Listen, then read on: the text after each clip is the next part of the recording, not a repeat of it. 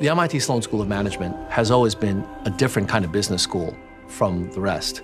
At MIT, we talk about addressing the world's biggest challenges, and that right there says it all for impact.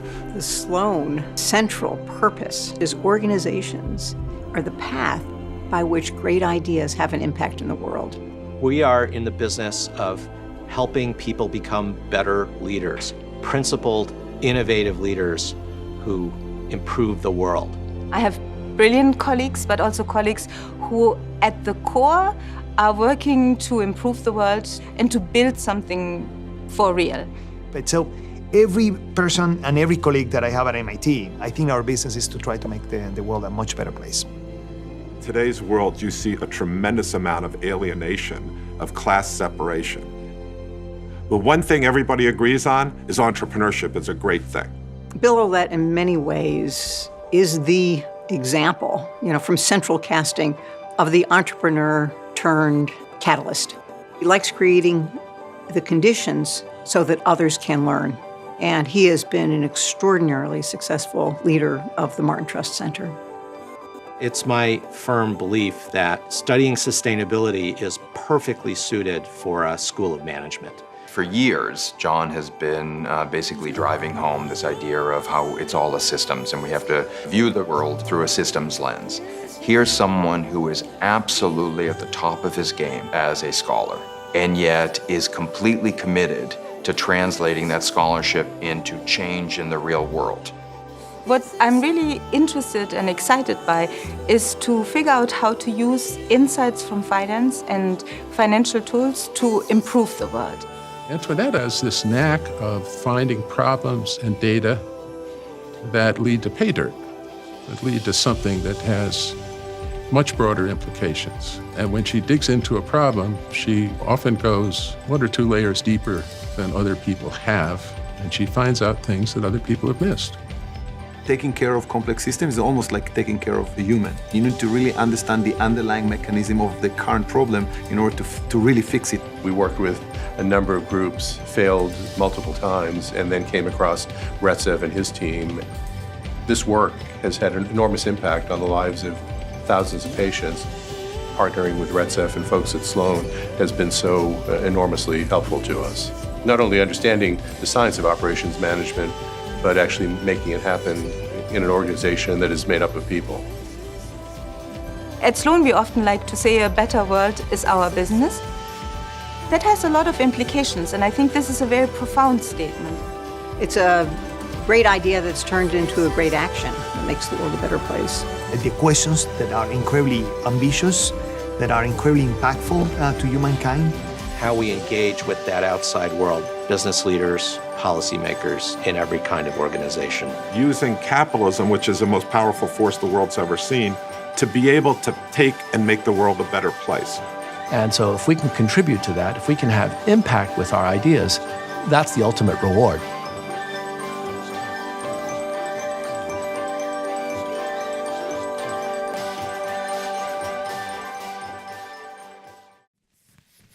Good evening. Oh my goodness. Good evening. Thank you. Thanks for coming out tonight. I know that you all live busy lives. It's important that we take time together, and it's not a party if no one comes. So thank you for being here. I'd like to do a special thanks to the host committee who lent their time and their energy and their names to this gathering this evening, who also helped us to create, I think, a very special evening. You know that tonight is part of MIT's Campaign for a Better World. This is the MIT Sloan sub-part, if you like, of that campaign. And we've been using the phrase, a better world is our business. And tonight we hope to make some of that sense of a better world from MIT Sloan School come alive for you. We also hope, that, of course, that you enjoy the evening and that maybe it brings MIT itself. Plenty of seats up front. We hope that it brings MIT a little bit closer to Singapore. and Singapore may be a little closer to what's happening at the MIT Sloan School. Sometimes I think the distance can seem kind of large, and it's important to try to do what we can to close some of those distances. So the video that you just saw is an offering of some glimpses into activities with impact that happen every day at MIT Sloan School. You saw some leaders who are working on some of the world's most important challenges. I think they're among the most important challenges in the world. And you heard from some people who have been impressed and amazed and grateful for some of the work of that faculty, people who are leaders in the wider world. At MIT Sloan School, it is really the case that inventing a positive future is something that drives our faculty. Making new ways of seeing new ways of creating, of making products and services, inspiring really brilliant students, and being inspired by them. That's a part of the reality of this school. When we talk about the school's mission, I won't make you say it, but I know many of you know it, principled, innovative leaders who improve the world and ideas that are made to matter. We are really serious about that. It really is a place where impact is important. And that sense of principled, innovative leaders applies to some of the faculty that you saw in this video, but it also applies to our extraordinary staff and to our students and to you, our alumni and friends. When we think about the areas of impact for this school, I think it's an important time to celebrate and to reinvest in that kind of activity with impact. This is a tough, uncertain time for this world. You could create a list of the world's challenges as well as I could. It's a time of uncertainty and change and challenge and choices. Some of the ones that loomed large for me in thinking about this evening include the fact that the private sector is going to have to find ways to do more to fund basic research, to fund drug discovery, and we haven't yet figured out the ways that that will happen. We need to reinvent outmoded systems of transportation and healthcare delivery. We need brilliant people with a sense that's practical in understanding complex systems and the way to transform them and transition to new systems. In sustainability, we need public-private partnerships with scholars to find new ways to create sustainable business practices, to create a healthier planet, and it's not going to suffice to hope that the public sector will solve those issues on its own. We need financial systems that are more resilient and more efficient. We need grounded, really smart people who provide the world better modern finance, not less modern finance. And we need, in the area of cybersecurity, digital resilience, if you will, we need new approaches and better approaches, not only in computer science, but in the ways that humans interact with machines. Because as we know, a lot of the failures and challenges relate exactly to that combination of people with computers. All this and so much more, you could add to this list easily, is needed. I'd like to close this part with optimism, though. All this is coming. And MIT Sloan School's faculty in each of those areas that I mentioned have been and are leaders in creating real solutions that are being implemented. It's natural to focus on faculty, but I'd like, in the setting where we have so many of our alumni, to take a moment also to say that this character of the school, smart and open and grounded and inventive, caring about impact, that's a part of our alumni experience just as much as it is a part of our faculty. And as we think about this campaign and our desire at MIT in the Sloan School to tell the stories of impact, when we talk to faculty, when we talk to students, we talk about the kind of principled, innovative leadership that you are offering. I don't know everyone in this room, but I know more than a few of you. And I'm tempted to call some of you out by name, Mauricio, but we're not going to do that this tonight. But I know about the choices that you make with respect to innovation, with respect to sustainability, with respect to new kinds of systems to support human life, agriculture and healthcare and so on. You have done a lot, you are doing a lot. You are part of that MIT Sloan School story. When you went, if you're an alumnus, when you went to MIT, my suggestion to you is that I hope and I think that you were provided more opportunities to be successful professionally and so on. But for the alumni that I talk with, that's not the main impact of having been at MIT. There's a larger impact on ways of seeing the world, understanding the complexity of systems, thinking through second-order consequences of the choices that business makes and society makes. And there's even a higher type of impact than that, and that's a definition of self. Who are you? When our alumni talk to me about being from MIT, they don't talk about having been at MIT. They talk about being of MIT, that it changed who they are.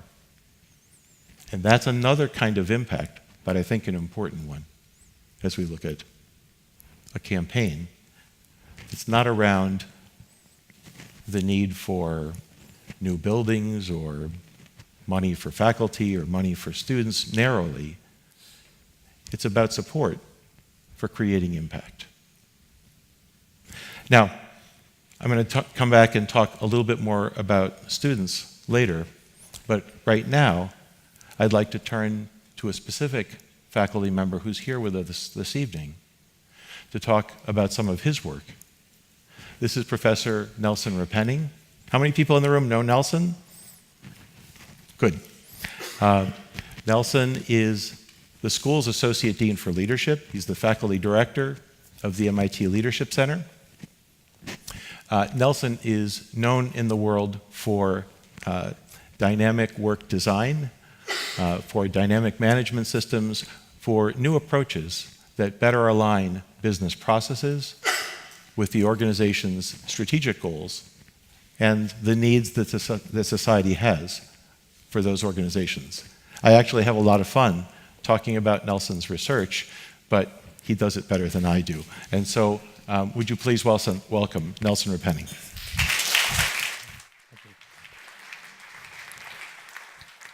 So, good evening. It's a pleasure to be here. And as Dave so eloquently outlined, we like to think at MIT that we work on really the sort of most important problems that face us as a society. And so to motivate the work that I've been focused on, let me ask you all a question to get started. How many of you all feel like you have too many emails in your inbox right now? Right? I feel like if I could solve that, I'd really be getting somewhere. In the next 10 or 12 minutes, I'm going to give you an overview of the research that I've been involved in with my colleagues and my students, and I'm going to use a lot of big words like dynamic work design to describe what we're up to.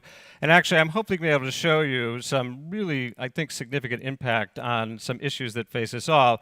But the reason for my opening comment is again, despite all those big words, what I'm really interested in is understanding my personal challenge, which is how I can get that email inbox below the 4 digits that it seems to be every day. It's driving me nuts. So to get started, I don't think it'll come as a big surprise to you that being a social scientist at MIT can occasionally be a little bit intimidating. Our colleagues in the School of Science are decoding the nature of life on Earth and the sort of fundamental components of the universe. My colleagues in engineering are developing technologies that to me are so sophisticated they look like magic. And so it's easy to feel like, and I'm sitting in my office trying to come up with a definition of leadership or what it means to be a team, that somehow I'm falling behind. But as you all know, none of that stuff matters. None of that achieves the mission of the Institute if it doesn't turn into action. And as Dave has said many times, it's one of my favorite phrases, organizations are the things that turn ideas into action. And that's really where Sloan comes in. Our role is to make sure that all those good ideas turn into actual action on the ground that addresses many of the key challenges that we face as a society. And what I want to give you a little overview is sort of my little piece of that and a sense of the research that we hope to do going forward. So as those of you that suffered through my teaching at some juncture probably know, my main research interest is in understanding organizations as complex, evolving, dynamic systems. So like many of others of you in the room, I studied system dynamics at Sloan under John Sturman, who you saw at the in the video earlier, and sort of turned that attention to a variety of sort of organizational issues. And so early in my career, the kinds of things I focused on were largely sort of pathologies, mistakes that organizations made. Why did they struggle to adopt best practices? Why did you have financial scandals? Why do we have major industrial accidents? All is a problem of understanding those sort of internal dynamics. More recently, though, I've turned to sort of another issue, which is this age-old question in our field, which is, what is the origin of enduring competitive advantage, right? What really separates the leading firms from the rest of the pack with this lens of dynamics? And then also, I tried to take a very sort of MIT-ish approach to it, because a lot of people had worked on this problem, and I felt like if we were going to make progress in my group, we needed to tackle it from a little bit different angle. The great social psychologist Kurt Lewin, who was a faculty member at MIT for many years, has a phrase that I have always loved, which is, to understand a system, you have to really try to change it. And so following the best MIT example of action research, starting with Kurt, continuing with Ed Schein, John Van Manen, who many of you may have had in class at some juncture during your careers, we are trying in this research project not only to study organizations, but also to make them better as we go forward. And to kind of take that practical perspective one step further, my main colleague in this work is actually not another scholar, but a skilled practitioner, Don Kiefer. Don is now, we're fortunate enough to have him as a senior lecturer at the Sloan School, but that is following a 40-year career as a leader in a large number of manufacturing companies, including 20 years at Harley-Davidson, where he helped them implement an award-winning version of the Toyota production system. And the central thesis that really underlies Don's and my work is that if a social scientist like myself and a practitioner like him come together, we might be able together to push both the theory and practice forward in a way that neither of us could do on our own. And we like to think that this is really MIT's motto of hand in mind in action. And the product of this collaboration, as Dave mentioned, is something that we call dynamic work design. And the essential idea underlying this framework is very straightforward. It's something that I probably should have realized 20 years ago, but it kind of hit me like a lightning bolt recently. For more than 50 years in management schools around the world, we've taught you a variety of classes on how to design processes and how to design organizations. And many of those frameworks are as useful today as they were when they first developed in the middle of the last century. But what we've discovered through this work is they all are subject to a very significant limitation, which is they are essentially static. Meaning that the presumption of all those frameworks is that you sit in your office or in the conference room and you fill the whiteboard with your new organizational design, and then when you're done and you send it out to the rest of the organization, everything will go exactly as you planned. I don't know exactly what your careers are like, but as I've reviewed my calendar, I don't think there's been a single day in my professional life where everything went exactly as I planned. As you all know, in complex organizations that are pushing the edges of technologies and markets, stuff goes wrong, right? The essential idea of dynamic work design is if we accept the fact that we are going to have defects, we're going to have problems, we're going to have shortfalls, that you would design the underlying work fundamentally differently. And that those differences in the way you would approach that design problem have material effects on organizational performance. There's a lot of work here, which I'm happy to discuss with you afterwards, but there are sort of three principles that really underlie this approach to designing effective dynamic work. Number one is we want to give people regular feedback about the jobs they're doing, and we want to make sure that they can see problems immediately. Number two is we want to organize the administration around that work to make sure that when a problem is discovered, we can bring all the resources to bear to solve it rapidly and effectively. And number three, and this is the most important one, and I think it's the place where Don and I have added the most, is we want to make sure that we have the optimal number of problems. Now, you might be thinking, well, the optimal number of problems is obviously 0, but we actually don't think that's the case. If you never have a problem, if you never miss a target, if you never have a defect, that may be an easy job, but it probably means you're not learning anything. So principle 3 we call optimal challenge. And the idea behind optimal challenge is that we want to stress the organization enough so that we are creating defects, we're creating shortfalls, but not so many that we descend into chaos and firefighting and all those pathologies that I spent earlier in my career documenting. Now, we've had a number of sort of turns at bat on this, but probably the place that is using our techniques most successfully is the Broad Institute. Now, you may be familiar with them. Broad grew out of the Human Genome Project, which started out as a loose configuration between Harvard and MIT and several local hospitals, and thanks to a generous gift, is now the leader in genetic sequencing. And the way that Broad operates today, there's basically 2 parts to the organization. There are a set of research programs where they're trying to unpack the genetic underpinnings of cancer, diabetes, and schizophrenia, and a variety of other diseases. You name a major disease, and almost certainly they have a project working on it. But there's also a technology platform. And what the technology platform does is it takes the samples from the patients that are part of those research studies, it does a variety of chemical and biological manipulations, and then it essentially analyzes the DNA embodied in those samples and then provides those data back to the researchers. In some sense, the technology platform is a factory. Samples come in, data come out the other side, right? And although they start out as a biology company, today Broad is as much a data company actually as they are anything else. Now in 2012, when we first started working with them, that factory wasn't running very well. And as luck would have it, Broad had an employee that was in our inaugural class of our executive MBA program, Sheila Dodge. And in May of 2012, as Sheila was graduating, she got from Broad a graduation present of sorts, which is she was promoted to be the operations manager, and it was her job to clean up this mess. And the mess was actually significant. In part because of their own success, the demand for sequencing had grown very rapidly. It is a very hot, rapidly changing technology. And the informal configuration of researchers that Broad had developed was simply not prepared to handle the volume of the work that they were now facing. Their cycle times from when a sample came in to when the data came out had grown to over 120 days. And despite the fact that demand in the industry was growing, their demand was declining, and frankly, the operations were complete chaos. So working with Sheila, who's one of the best students that I've had the opportunity to work with, and Don and myself, we did a variety of interventions using these dynamic work design principles that I outlined before to try and help make that technology platform work better. And I'll just give you 2 quick examples of the kinds of things it's produced. The first thing we did was help them sort of reorganize the factory part, which is what happens in the lab.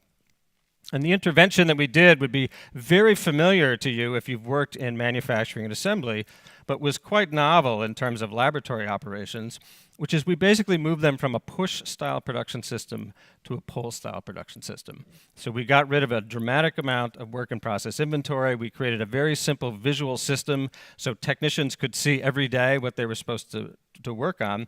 And we created a simple sort of administrative structure so that the moment that a problem was discovered, there was resources available to solve it. Okay? The results here have been quite significant. In the last 5 years, their cycle times have fallen by more than 85%. Okay? So they've gone from what used to take them 120 days to now in some cases they can do in just about a week. Okay? The utilization of their critical capital equipment, their sequencing machines, through this process has more than doubled. This has had obviously impacts on cost. It has made them far more appealing to their researchers, but there's an even more interesting twist that goes with this, and this is where that change the world part really comes in. At 120 days, genetic sequencing is a research technology, meaning it's useful to people that are doing large sample research studies. Okay? At 3 or 4 days, it now becomes a therapeutic technology. meaning that when you show up at the hospital for certain afflictions, getting a genetic sample taken and having your DNA stream read will, over time, become a regular part of the therapies that we offer, right? It's a major change in the way that medicine is going to be offered as a consequence, in part, of a way that they've adjusted their operations. Right? The second big change we make, which I'll mention quickly, is that we have helped them help them change their technology development pipeline. As I said earlier, genetic sequencing is changing very rapidly, in fact, even more rapidly than the famous Moore's Law about the reduction in semiconductor prices. And the insight that really sort of drove this work, that sort of popped out of dynamic work design, is that Don and I started to engage with them. We realized what I think is now a kind of fundamental truth, which is, in retrospect, it's not surprising that most of the work that has been done on developing work design has been done with physical work. So if you think about Toyota Production System and lean manufacturing and so on and so forth, and there's a good psychological reason for that, which is our brains are well adapted to dealing with physical stuff. And there's actually a ton of really interesting research in that score in the psychology and cognitive science world that's going on right now. In contrast, if you think about it from an evolutionary perspective, knowledge work is a very new phenomenon. Evolution did not design us for email or Microsoft Project or anything like that. So the trick that we really used to help them with the technology development process was, could we give knowledge work, which is hidden in email inboxes and project files, a more physical manifestation? And in doing so, sort of capitalize on that evolutionary wiring that we have that's so successful with more physical work. The system we use is really straightforward. We had all the project managers come in the room, and they said, okay, we want you to write down all the activities you're going to do on Post-its. Each Post-it note needs to have an activity, a person's name, and a date in which it's supposed to be done. Post-its go on a whiteboard that is organized by the various steps in their development process. And then every week, we're going to stand in front of the board, and people are going to stand up and report on their projects. And if your project is late, we're going to take that yellow Post-it and we're going to put a pink one on top of it, so it is painfully clear that your project is following behind. Okay? When I talk about this, people look at me like, you're at MIT, you're using Post-it notes? But it turns out it's remarkably effective. The velocity of their technology development process has increased several-fold. They now get an enormous amount more work done than they did before. And in large part for one simple reason, is when they took all their work and they put it on the whiteboard so you could see every project going on in the building, what do you think they discovered? They probably had 3 times as much work in progress as they ever had the resources to do, right? Much like taking cars off a full highway, by taking out low-priority projects, the ones that remained went through the pipeline far faster. The results of this has been also very significant.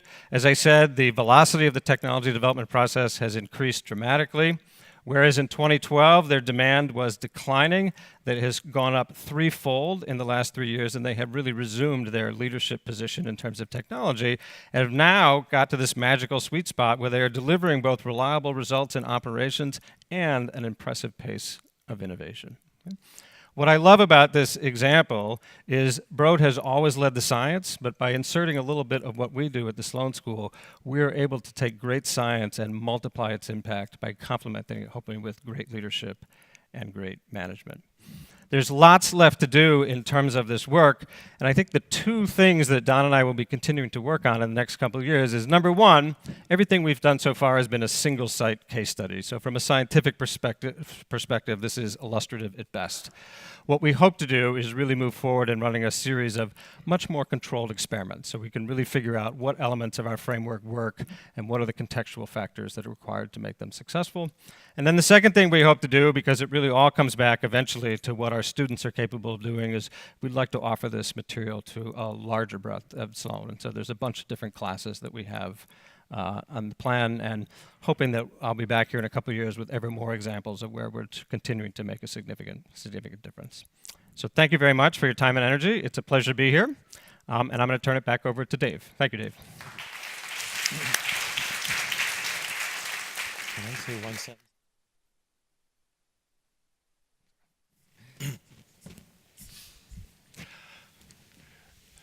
There are a lot of things I love about that story.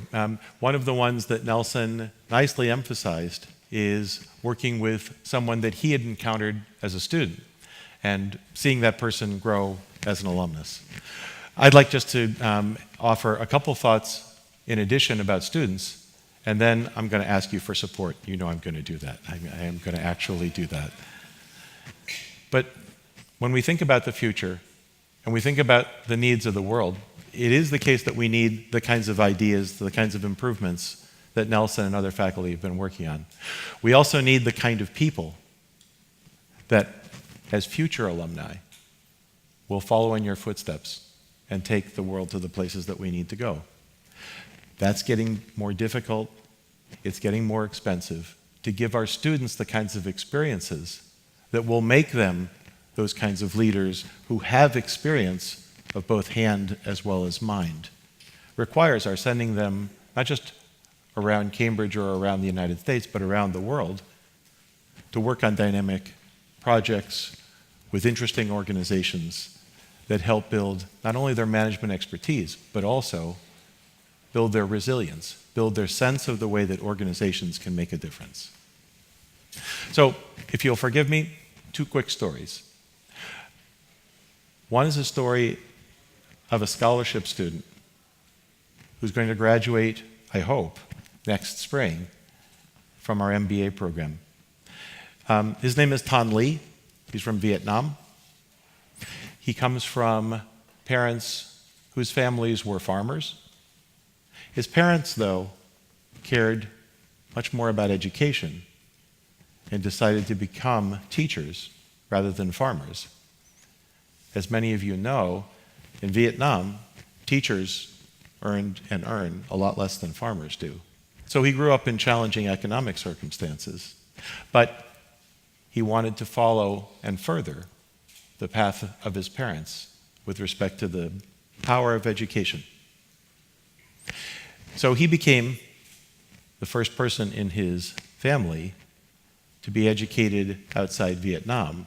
But to me, a much more interesting fact about him, when he was admitted to MIT, he was the first person from his province of Vietnam to ever have the chance to go to MIT. Now, you could say that we offer loans that allow people to come to our MBA program, and we do. We could have given Mr. Lee $160,000 of loans and said, don't worry, come, there are great jobs, you'll find a way to pay us back. He wouldn't have come. His experience would barely allow him to imagine being able to pay back that kind of money.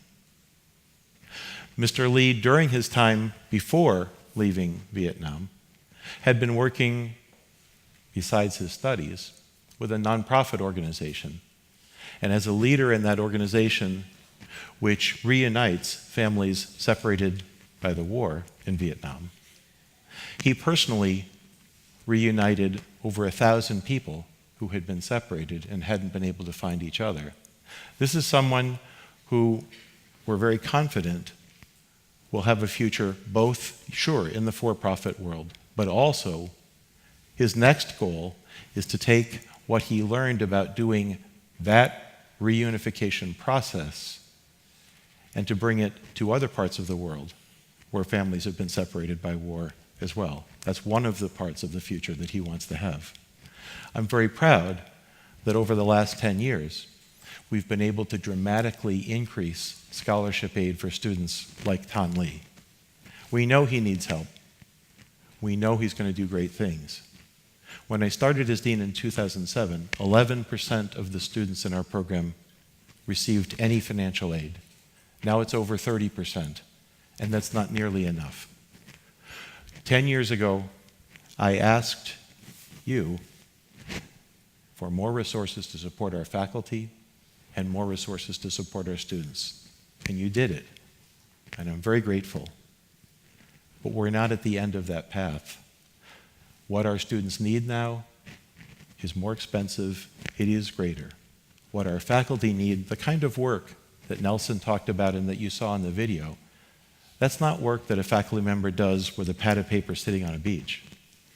It requires a level of infrastructure, partners, scholars, research assistants, postdocs, and so on, in order to have the kind of impact that we want to have. That's why so many students see a future of impact as uniquely available at MIT if we deliver on those opportunities. If I said I was going to tell you 2 stories, and I'd like to tell you the second story now. It's a story of a woman from Korea. She was a student who I advised. She was one of my advisees. And so I had seen her application. And with her permission, I want to share what she said in answer to the question, why do you want to come to MIT? So here's what she said. The rooster flew across the classroom. It's the one that my grandfather brought with him to school on the first day of first grade. He brought it in hopes that the teacher would let him stay, but he would not. My grandfather's father was a fighter in the war for Korea's independence, and the family members of those fighters were banned from education. Fortunately, just a couple of years later, Korea achieved its independence, and my grandfather was allowed to start first grade just a couple of years after his friends. He loved education, and he became a school teacher in that same small town. And his dream for his son is that he would go to the best university in Korea and make a difference in that country. That's my father. He's a doctor in Seoul today. My dream for myself and theirs for me is that I would go to the best university in the world and use that education to make a difference for the world. I hope you'll let our dreams come true. That's what she wrote. The thing about that story, I mean, I think it's a good story. I think it probably helped her get admitted to MIT. I know some of you have children who are thinking about MIT. I'm not suggesting that you write exactly that way. But there's something that, is more common about her story, or that resonates with other people's stories as well. There's something special about people who want to be at MIT. It's not an easy place to be. It's a place also that asks a certain amount of optimism about the future and about the ability to create that future. Some of you know the name of a journalist whose name is Thomas Friedman. Mr. Friedman came to MIT to spend a couple days with our students a couple of years ago.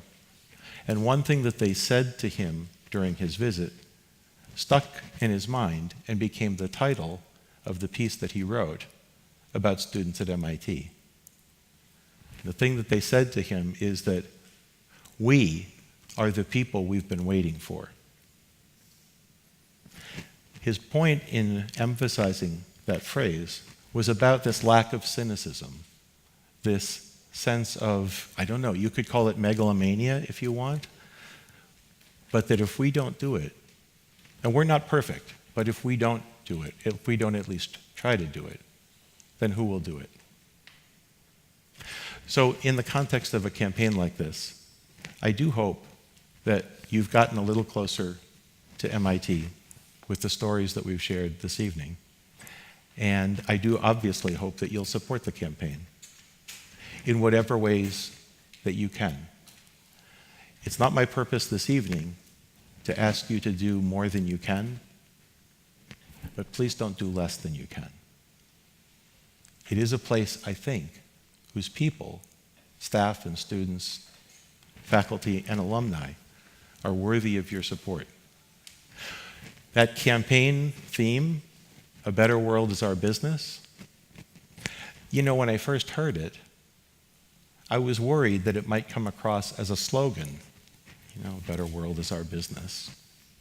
I see the business part. We're a business school. It's okay, I get it. But it's not a slogan, not to the people who are doing the work that you saw tonight. They really believe that creating a better world is their responsibility. And I think if you look for it this evening, you can see it in people's faces. To us, a better world is not a lofty vision. It's not an improbable hope. It's not a convenient platitude. It's not even a charge to everyone. Because then it's a charge to no one. A better world is ours to make. A better world is our business. We know that the important problems today are complex problems. Complexity is our call to action. We start with questions. Dig in to find facts. Build and rebuild. Ideas made to matter. In our solutions. Prove that no problem is too big. When we're working on it together. The promise that we take with us. Across borders, boundaries, and walls. Is that we will stay curious. And we will stay brave. Driven by our conviction. That fixing what's broken and inventing what's better isn't just possible. It's inevitable. We are the ones to do it. Because impact is our bottom line. Making a difference is in our DNA. And though our burden of responsibility is great, Our ability to change the world is greater. Today and tomorrow. a better world. A better world. A better world is our business.